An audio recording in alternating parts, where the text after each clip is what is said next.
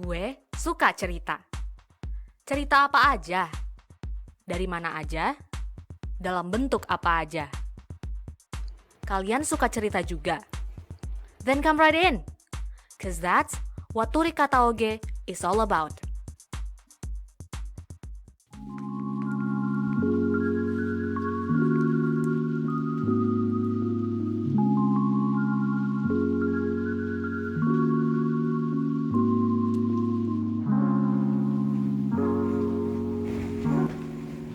Hai, ini adalah check-in pertama gue dari reading vlog membaca buku Dolagut, Toko Penjual Mimpi. Gue udah masuk ke halaman 40-an dan di bagian awal buku ini tuh kita dapat catatan dari penulisnya yaitu Limie. Limie ini menceritakan sedikit tentang perenungan dia berkaitan dengan tema mimpi. Nah, setelah catatan penulis tersebut masuk ke bab prolog. Di prolog itu kita bertemu dengan Penny, yaitu seorang penduduk desa tempat cerita ini berlangsung, dan saat kita membaca ceritanya ini, si Penny itu lagi persiapan untuk interview di Dolagut, Toko Penjual Mimpi. Di bab prolog ini juga kita jadi dapat gambaran background dari Toko Penjual Mimpi ini dan apa sejarah di baliknya, gitulah kira-kira. Terus setelah sekitar 28 halaman gue masuk ke bab 1, dan di bab 1 itu kita masih berkenalan dengan orang-orang yang ada di Toko Penjual Mimpi tersebut. Hal yang perlu di-note adalah Dolagut yang pakai kata Toko Penjual Mimpi itu refer ke tokonya, tapi kalau Dolagut doang itu adalah si pemilik toko. Terus di sini juga ada makhluk-makhluk yang sifatnya fantastikal gitu. Jadi ini emang novel fantasi, dan nanti kita berkenalan dengan makhluk yang namanya tuh Noctiluca kalau nggak salah. So, setelah 40 halaman membaca, gue masih excited untuk baca. Let's see bagaimana kelanjutannya di check-in berikutnya.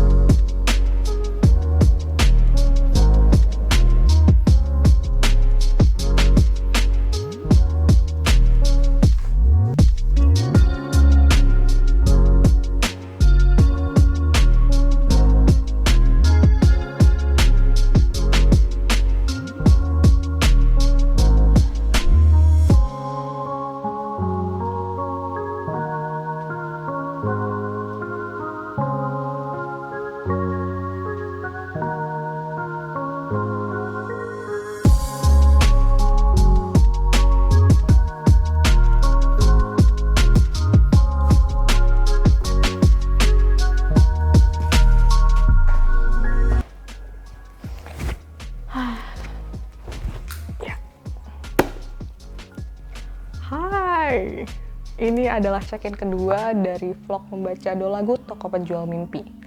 Sebenarnya ini tuh udah beberapa hari semenjak terakhir gue check-in, yang mana sebenarnya juga check-in pertama ya. Waktu itu kan gue terakhir ada di halaman 40-an. Sekarang gue sudah nyampe halaman 132 dari 290 halaman. What do I have to say about this book? Nah, kalau di halaman pertama itu kan kita masih berkenalan nih dengan Dolagut, Toko Penjual Mimpi, juga dengan orang-orang yang bekerja di dalamnya. Terus termasuk juga dengan mimpi-mimpi seperti apa yang dijual di toko ini. ya tokonya tuh terdiri dari 5 lantai dan punya ciri khas masing-masing. So that's pretty interesting, dan kita ngikutin tadinya gimana Penny mau milih kerja di lantai berapa nih. Nah, lalu di bab 2, 3, 4 kita ngikutin bagaimana Penny bekerja sebagai karyawan di toko ini dan gimana ia menghadapi pelanggan. Terus nantinya juga di bab masing-masing ini, bab 2, 3, 4 tuh spesifik membahas tentang satu jenis mimpi dan gimana respon dari pelanggan terhadap mimpi yang mereka beli itu. Jadi kita juga ngikutin sedikit kehidupan dari pelanggan-pelanggan toko penjual mimpi ini. Terus soal yang sinopsis di awal, soal mimpi paling mahal dicuri itu udah terjadi di bab kedua. Tapi gue gak mau bilang apa-apa. Ya gitu aja sih. Terus oh iya, setelah baca segini banyak halaman, kita juga semakin gue yang sudah baca sekitar 130 halaman ini melihat gitu sistem yang dipakai di toko ini tuh kayak mana. Maksudnya sistem pembayarannya, juga bagaimana Dolagut mengelola toko dan bagaimana orang-orang di sini di masing-masing lantai itu memperlakukan pelanggan kayak gitu. So far menarik, dan gue juga sempat sedikit menandai beberapa halaman, sebenarnya baru satu sih, kayak ada quotes atau ada pemahaman yang menarik tentang mimpi. Sebenarnya banyak, cuma yang baru ingat untuk gue gue tandain baru satu. Mana itu ya, pokoknya ada tentang ini, misalnya tentang kayak ngelihat masa depan, terus ya gitu-gitulah, that sort of things. Masih menarik dan masih ada 5 bab plus 1 epilog. So ikutin terus pengalaman baca gue, pengalaman baca Dolagut Toko Penjual Mimpi.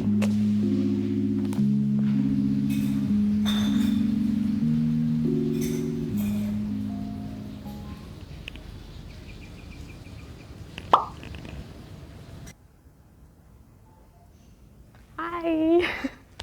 Ya, setelah 2 kali check-in, ternyata gue nggak melakukan check-in lagi. Dan sekarang udah kelar baca Dolagut Toko Penjual Mimpinya. So, tanpa berlama-lama, mari kita bahas buku ini.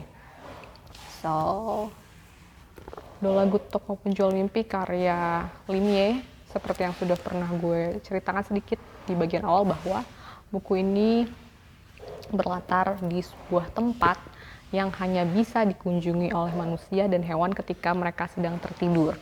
Dan ceritanya itu diceritakan melalui sudut pandang orang ketiga. Pada bagian awal buku, kita bertemu dengan Penny, seorang gadis, seorang perempuan yang sedang sedang persiapan untuk melakukan wawancara kerja di Dolagut Toko Penjual Mimpi. Seperti namanya, toko ini adalah sebuah toko yang khusus menjual mimpi, baik bagi hewan juga bagi manusia. Dan toko ini tuh sudah memiliki sejarah yang cukup panjang, dan saat ini dikelola oleh orang yang namanya juga Dolagut. Kayaknya mungkin pendahulunya juga namanya Dolagut kali ya, gue tidak yakin sih soal itu. But anyways, di buku ini kita tentunya mengikuti Penny dalam perjalanannya, mulai dari wawancara sampai hari pertama kerja dia kerja di sini, dan ngikutin terus gimana sih dia kerja di Dolagut Toko Penjual Mimpi, apa budaya kerja yang ada di sana dan sistem yang diterapkan di Dolagut Toko Penjual Mimpi. Selain itu, kita juga disuguhkan dengan segelintir cuplikan dari kehidupan beberapa tamu toko tersebut. Nggak cuma itu, kita juga kemudian berkenalan sama berbagai produser mimpi, dan juga tentunya semakin bisa mengenal juga para pegawai yang ada di toko ini. Dan sudah pasti mereka itu memiliki keunikan masing-masing, mulai dari cara berpikirnya, juga tingkah lakunya, dan tentunya punya struggle yang beda-beda juga. Hal yang gue suka dari buku ini tuh latarnya, dan ide utamanya sih menarik. Memang buku ini berpusat atau bertemakan mimpi sebagai bunga tidur. Dan kemudian juga sebenarnya ada berbagai subtema yang coba untuk disampaikan oleh buku ini. In my opinion, this book, buku ini adalah one of those book. Ya, jadi salah satu buku yang ketara gitu. Dia mencoba untuk menyampaikan suatu pesan kepada pembacanya gitu. Nah, seiring dengan berjalannya atau bergantinya bab, gue juga terus menemukan bahwa setiap babnya semakin ke sini, semakin berganti halaman, menurut gue tuh subtema yang dibawakan tuh semakin ngena gitu. Dari jadi itu awalnya agak ringan, namun kemudian lama-lama jadi sesuatu yang hits hard. Okay. Something that hits hard. It hits harder and harder menurut gue. Dan memang subtema yang disajikan di buku ini tuh relevan banget gitu. Cuma perlu diingat juga, ini buku kan tipis ya, cuma 289 halaman untuk ceritanya sendiri. Jadi dengan banyaknya hal yang coba buku ini sampaikan dengan berbagai subtema itu, sebenarnya perlu disadari bahwa ya pembahasannya nggak mendalam gitu. Namun meskipun nggak mendalam, justru karena singkatnya ini juga, menurut gue buku ini adalah buku yang sangat mudah untuk dibaca dan dinikmati sebenarnya. Selain itu, dengan segala kerelevansian dari buku ini, gue cukup banyak menemukan kalimat-kalimat yang bisa gue tandain gitu, atau bagian cerita yang gue seneng jadi gue tandain. So kayak di awal di check-in kedua kan gue bilang gue nandain satu bagian, sebenarnya ada bagian lain yang juga mau gue tandain, terus makin kesini juga makin banyak gitu. So that's how much I enjoy and like this book. Tapi hal yang kurang bisa gue nikmati dari buku ini adalah penerjemahannya.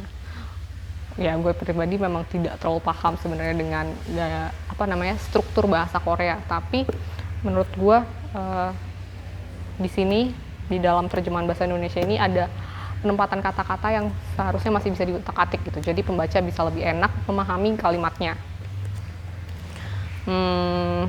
What else? Dan iya sih, kalau hal yang gue kurang suka sebenarnya itu lebih ke bagian editing aja. Jadi I recommend this book, obviously. Katanya sih di Korea ini buku, sepemahaman gue ya dari yang gue baca dikit di sini, katanya tuh ini buku memang terkenalnya di kalangan remaja. Tapi menurut gue pribadi ini buku juga justru cocok buat dibaca sama teman-teman yang berusia 20 tahunan, early 20s, late 20s, yang lagi mengalami quarter life crisis. Cocok banget buat baca buku ini. Buku ini menurut gue memberikan kesan hangat, benar-benar menghangatkan hati dan bikin pembaca merasa tervalidasi gitu. Ya, so menyenangkan sebenarnya baca buku ini. Ya terharu juga. Ya itulah ya. Kalau hati hangat tuh gimana sih? So that's that.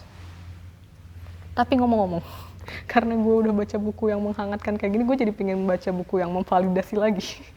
Biar terhibur mulu begini ya. Jadi dapat comfort gitu. Kalau misalnya kamu punya rekomendasi buku yang menurut kamu juga memberikan kesan yang sama, yang heartwarming, yang comforting, tulis komentar di bawah.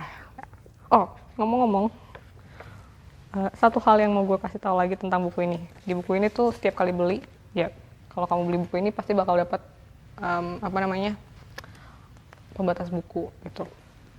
Kenapa gue point out ini? Karena waktu gue beli buku ini kan gue juga beli 2 buku lain ya, terus 2 buku lain itu nggak ada pembatas buku ya, terus gue kesel gitu. Jadi gue senang dapat pembatas buku, dan ini pembatas bukunya tuh ada quotes-nya. Kayak biasanya beberapa kali gue beli buku yang ada pembatas bukunya juga kan cuma kayak cover art-nya dibuat ke dalam bentuk pembatas buku aja, tapi ini ada quote-nya, jadi menarik, jadi gue senang. Itu aja untuk Dolagut Toko Penjual Mimpi. Feel free to give it a thumbs up, give this video a thumbs up kalau kamu enjoy nontonnya. Kalau kamu mau bagikan juga silahkan banget. Jadi kamu bisa coba persuade orang, untuk meyakinkan orang untuk baca buku ini, because I think this book deserves to be read by a lot of people. Kayak a lot of people needs to read this. Ya enggak juga sih, cuma ya gak bakal buang-buang waktu lah kalau baca buku ini. Beneran bisa bikin tidur jadi lebih nyenyak menurut gue. Itu saja untuk Dolagut Toko Penjual Mimpi. Semoga hari kalian menyenangkan. Selamat melanjutkan aktivitas. Jangan lupa jaga kesehatan. Dan sampai ketemu di video selanjutnya. Bye!